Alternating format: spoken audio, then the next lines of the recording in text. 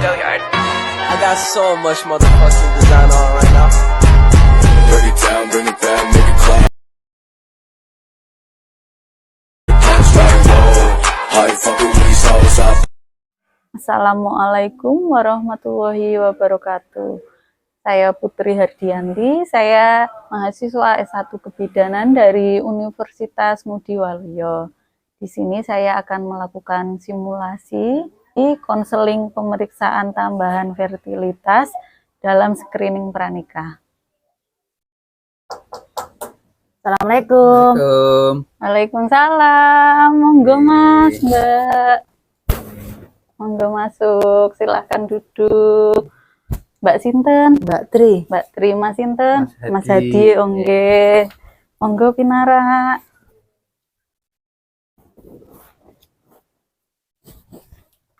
Saya Putri. Putri, Mbak. Oke. Ada keluhan atau ada yang ingin ditanyakan? Ada perlu apa? Kami di sini kan ingin menanyakan tentang bagaimana apa caranya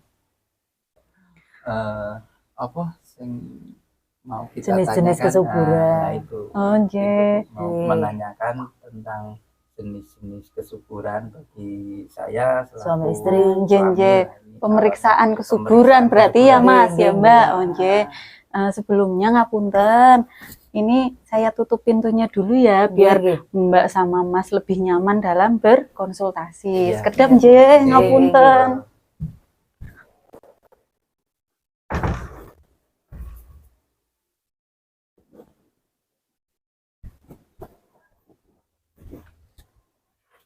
Baik, Mbak Tri, Mas Hadi, nggih. Kapan rencana untuk menikahnya? Bulan Ya, depan. Oh, bulan bulan depan. Oh, nggih, baik. Bentar ya, Mas Hadi dan Mbak Tri. Oke, baik.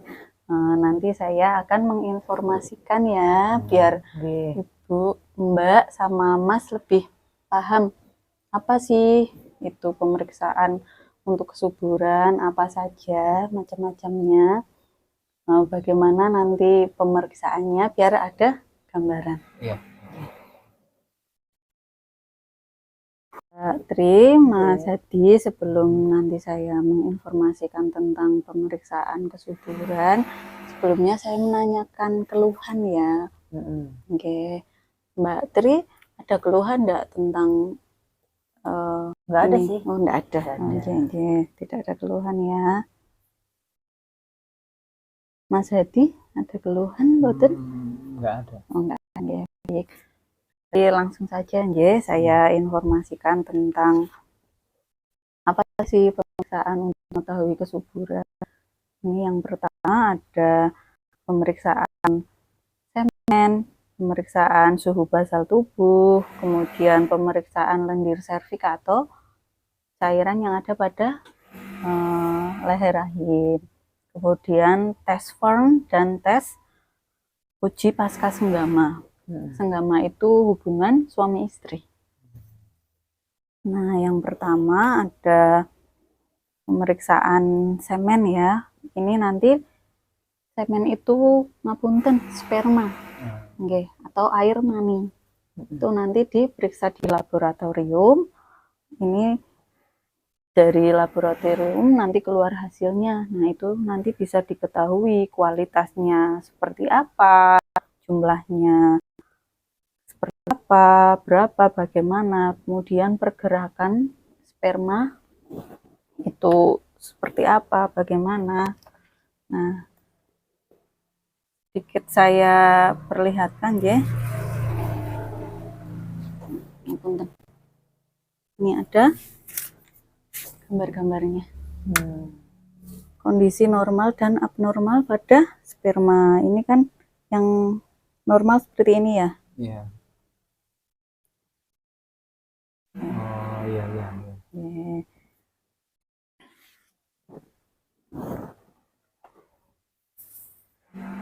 Nah, ini nanti caranya akan diberi tabung untuk menampung sperma. Nah, nanti caranya itu dengan melakukan masturbasi. Oke. Mohon maaf, tahu masturbasi nggih?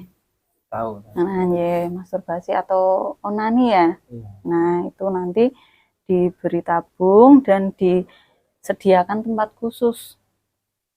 Nanti dikeluarkan di tabung yang sudah disediakan. Nah, itu nanti dianalisis.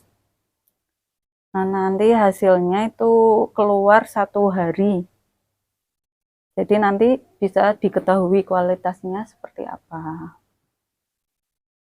Untuk suhu basal tubuh itu suhu tubuh di pagi hari sebelum bangun tidur atau sebelum bangun dari tempat tidur dan beraktivitas. Ini terjadi berkisar 12 sampai 24 jam setelah masa subur berlangsung. Kalau untuk suhu basal tubuh ini biasanya pada perempuan untuk mengetahui masa suburnya. Suhu basal tubuh itu berarti suhu tubuh ya. Nanti menggunakan termometer, ada termometer khusus. Kalau bangun tidur sebelum turun dari tempat tidur dicek. Nanti termometernya bisa dimasukkan di mulut ataupun ngapunten di dubur. Itu nanti dicatat. Selama 1 bulan itu suhunya berapa. Biasanya kalau yang normal itu kan 35,5 sampai 36 derajat Celcius.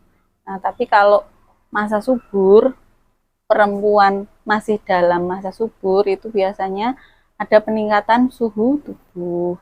Itu peningkatannya biasanya sekitar 0,5 derajat Celcius. Jadi misal kok biasanya 36 derajat, ketika subur itu 36,5.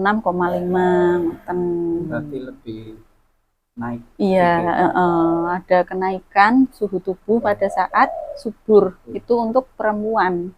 Oke. Kalau laki-laki tadi ya yang semen tadi. Nah, kalau suhu basal tubuh itu untuk perempuan. Itu menggunakan termometer yang dimasukkan ke mulut. Pemeriksaan dilakukan selama 5 menit. Berarti dimasukkan ke mulut, selama 5 menit ataupun di dubur itu selama 5 menit, tapi tidak hanya 1 hari ya. Misal berkali-kali. Tiap hari. Tiap hari. Jadi bisa diketahui pada hari keberapa sih ada kenaikan suhu tubuh. Nah, itu biasanya pada masa subur. Kemudian ini hasilnya dicatat nanti jadi kayak grafik. Misalnya hari pertama berapa, hari kedua berapa, hari ketiga sampai akhir bulan. 1 bulan. Nanti misal kok iya ini naik di hari ke-12. Misal berarti ini saya subur. Untuk mengetahui kesuburannya berarti berapa hari itu, Bu? Biasanya subur itu berkisar 12 sampai 24 jam. Iya.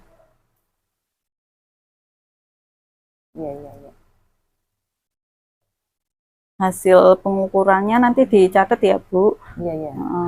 Nanti jadikan kayak ada grafik. Naik turunnya jadi ketahuan ya, Bu? Iya. Lah itu kalau naik berarti pas masa subur. Kemudian selanjutnya ada pemeriksaan lendir serviks. Lendir serviks itu cairan yang ada di leher rahim, di jalan lahir ya, Bu. Itu nanti kalau pada masa subur itu biasanya lebih banyak, lebih basah, kemudian akan terasa tipis, licin, dan elastis. Jadi kalau diambil pakai tangan, itu nanti bisa merasakan ada perbedaan antara masa subur dan saat tidak subur. Bentar, saya lihatkan ya. Ini ya, Bu, saya beri gambaran untuk mengetahui dari cairan lendir serviks itu seperti apa. Apabila diambil terus ditaruh di jari, diregangkan, itu kok elastis, itu biasanya berarti subur. Kayak lem itu ya. Nah, kalau Enggak kayak lem, elastis. Elastis. Jadi ditarik kayak gini tuh enggak putus. Oh, iya. Tapi kalau lengket kayak lem itu justru malah masa tidak nggak subur. Tapi kalau subur diregangkan kayak gini, nah tambah panjang.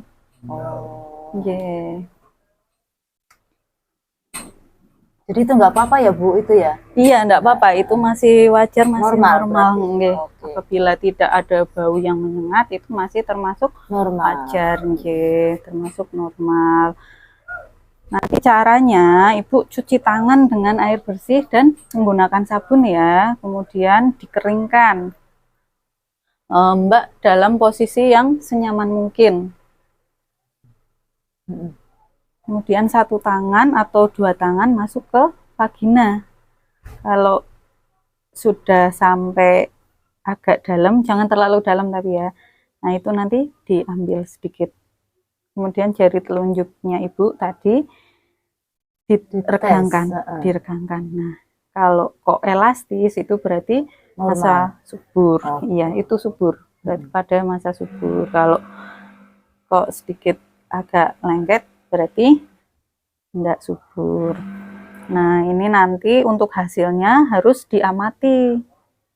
Teksturnya apakah menempel di jari, kemudian ataukah ada elastis, itu nanti dicatat. Jadi harus diamati dan dicatat. Jadi Ibu tahu, oh iya ini berarti saya subur. Oh ini berarti tidak subur dari lendir serviks itu tadi. Nah selanjutnya tes Firn. Firn itu nanti dicek di laboratorium. Ini juga menggunakan lendir serviks atau cairan yang ada dalam jalan lahir. Itu nanti bentuknya seperti daun pakis. Apunten Mbak sama Mas sudah pernah lihat daun pakis? Belum. Nah, sebentar. Ada gambar. Nah, seperti ini. Ini ya. Rumput-rumput sing koyo nang dalanan kae tau. Itu kayak ini namanya daun pakis. Nah, untuk pemeriksaan tes Firn tadi ini kan diambil cairannya. Namun nanti dilakukan di laboratorium. Jadi cairannya dimasukkan ke dalam alat seperti kaca itu, nanti dikeringkan. Itu nanti dilihatnya menggunakan mikroskop. Pakai itu buat apa daun itu buat apa Bu? Bukan daunnya, tapi ini gambaran. Gambaran pemeriksaan dari tes Firn tadi. Nanti seperti gambarnya seperti daun pakis. Lah ketika itu ada di puncaknya, itu berarti masa subur. Namun untuk penelitian ini sendiri belum ada itu ya Bu, belum mendapat kesepakatan dari para ahli. Cuman ada jenis pemeriksaan seperti itu. Namun kan harus dilakukan di laboratorium. Tapi ya lebih mudahnya tadi yang dilakukan menggunakan jari tadi. Nah, selanjutnya ini untuk uji pasca senggama, yaitu pemeriksaan untuk mengetahui kemampuan tembus sperma dalam menyerbu lendir serviks. Jadi nanti sebelum diperiksa ke rumah sakit ataupun laboratorium, 2 jam sebelum pemeriksaan nanti Mas dan Mbak melakukan hubungan seksual. Nah setelah itu datang ke rumah sakit atau laboratorium, nanti dicek dari Mbaknya. Berarti itunya ya, lendir serviksnya itu nanti dicek berapa sih sperma yang bisa menembus ke lendir serviks tersebut, ada berapa yang bisa menyerbu sampai ke lendir serviks tersebut.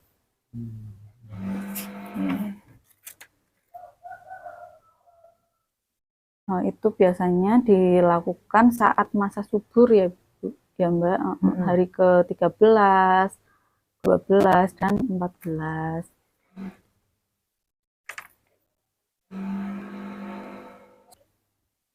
Baik Mbak, Mas, tadi beberapa informasi tentang pemeriksaan kesuburan atau fertilitas sebelum menikah ya, sebelum persiapan program hamil.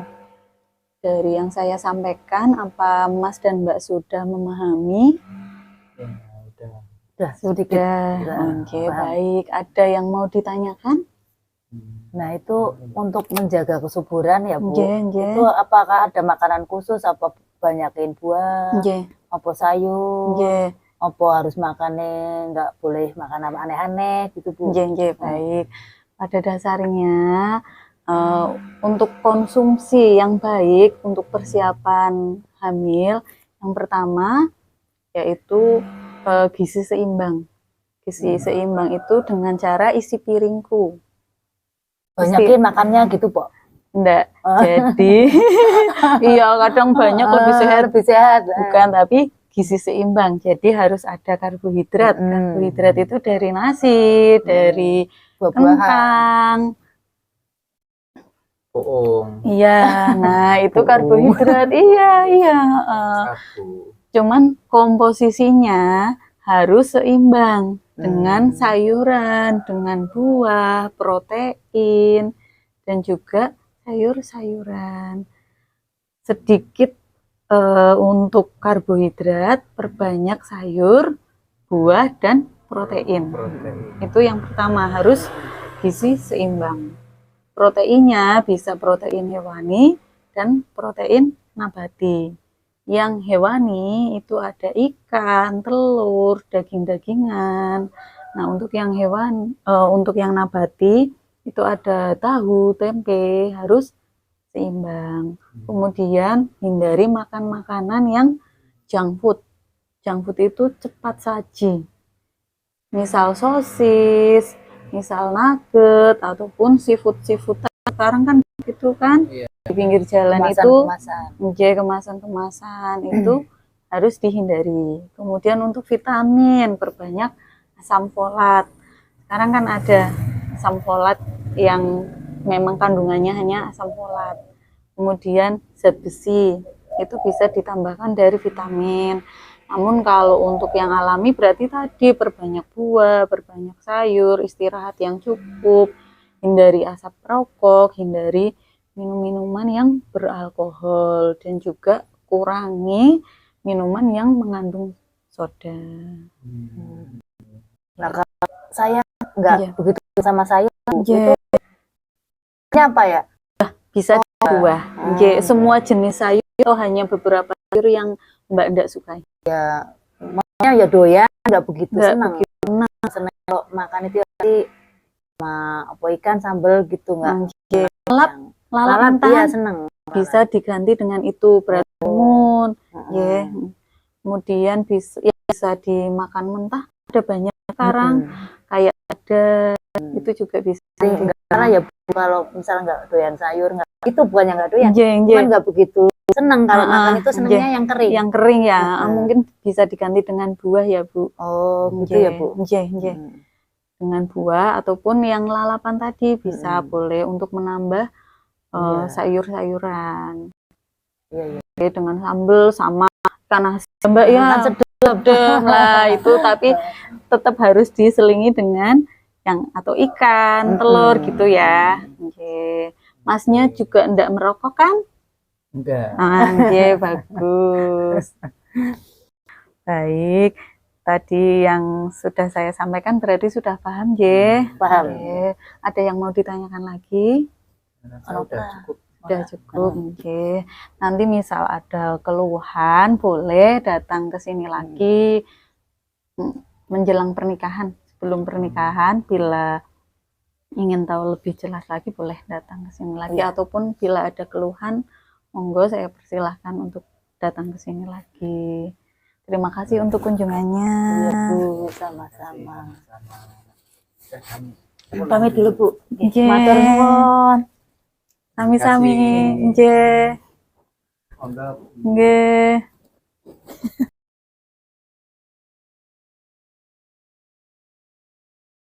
Assalamualaikum warahmatullahi wabarakatuh.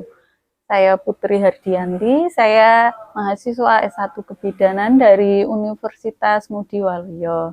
Di sini saya akan melakukan simulasi konseling pemeriksaan tambahan fertilitas dalam screening pranikah.